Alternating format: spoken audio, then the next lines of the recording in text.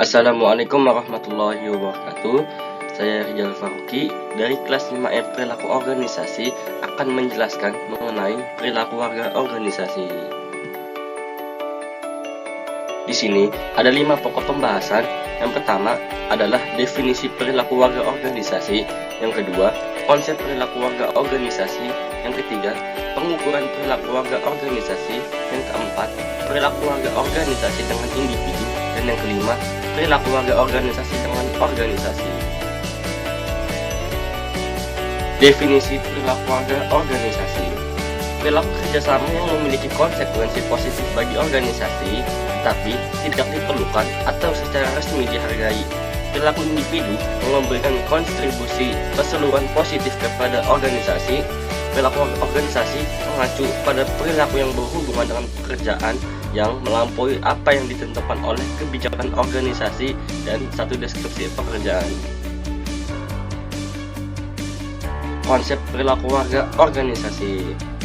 Perilaku warga organisasi dilatar belakangi oleh teori petokan sosial yang merupakan teori yang menyatakan bahwa dalam hubungan sosial terdapat unsur ganjaran, pengorbanan, dan keuntungan yang saling mempengaruhi. Teori petokan sosial menjelaskan bagaimana manusia memandang tentang hubungan kita dengan orang lain sesuai dengan anggapan diri manusia tersebut terhadap yang pertama, keseimbangan antara apa yang diberikan ke dalam hubungan dan apa yang dikeluarkan dari hubungan itu. Yang kedua, jenis hubungan yang dilakukan. Dan yang ketiga, kesempatan memiliki hubungan yang lebih baik dengan orang lain. Teori petokan sosial membayangkan bahwa mengingat kondisi tertentu, orang berusaha untuk membalas orang-orang yang menguntungkan mereka, dan perilaku ini yang menunjukkan adalah perilaku keluarga organisasi. Pengukuran perilaku warga organisasi. Yang pertama adalah sifat paham atau altruisme, lebih memperhatikan dan mengutamakan kepentingan orang lain. Altruisme ini merupakan perilaku membantu karyawan lain tanpa ada paksaan pada tugas-tugas yang berkaitan erat dengan operasi-operasi organisasional. Yang kedua adalah kebaikan warga organisasi atau civic virtue, menunjukkan partisipasi sukarela dan dukungan terhadap fungsi-fungsi organisasi baik secara profesional maupun sosial alamiah. Yang ketiga adalah sifat berhati-hati atau conscientiousness, berisi tentang kinerja dari prasyarat peran yang melebihi standar minimum. Yang keempat adalah rasa hormat atau courtesy, merupakan perilaku meringankan problem-problem yang berkaitan dengan pekerjaan yang dihadapi orang lain. Dan yang kelima adalah sikap sportif atau sportsmanship, berisi tentang pantangan-pantangan membuat isu yang merusak meskipun merasa jengkel. Perilaku warga organisasi dengan individu. Yang pertama adalah perilaku menolong. Karyawan dengan sukarela menolong karyawan lain yang berkaitan dengan pekerjaan.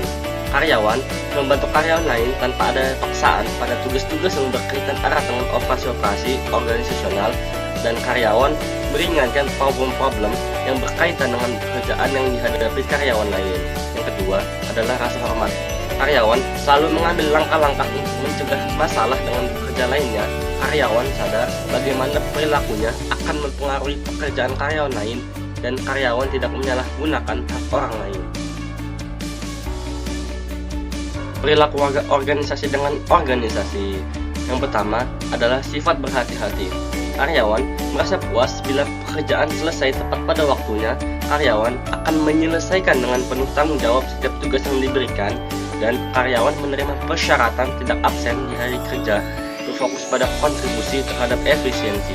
Yang kedua adalah kebaikan warga organisasi. Karyawan berpartisipasi dalam kegiatan-kegiatan yang diadakan perusahaan. Karyawan memberikan dukungan untuk informasi-informasi penting yang bermanfaat bagi perusahaan, dan karyawan dengan sukarela menjalankan fungsi-fungsi organisasi secara profesional. Sebagai dasar sikap mengidentifikasikan bahwa karyawan terlibat dalam perilaku ekstra, peran untuk membalas tindakan organisasi. Dan yang ketiga adalah sikap sportif. Karyawan tidak melakukan komplain mengenai ketidaknyamanan bekerja. Karyawan mempertahankan sikap positif ketika tidak dapat memenuhi keinginan pribadi, dan karyawan mengizinkan karyawan lain untuk mengambil tindakan demi kebaikan kelompok. Sekian, terima kasih. Kurang lebihnya mohon maaf. Wabillahi taufiq wal hidayah. Wassalamualaikum warahmatullahi wabarakatuh.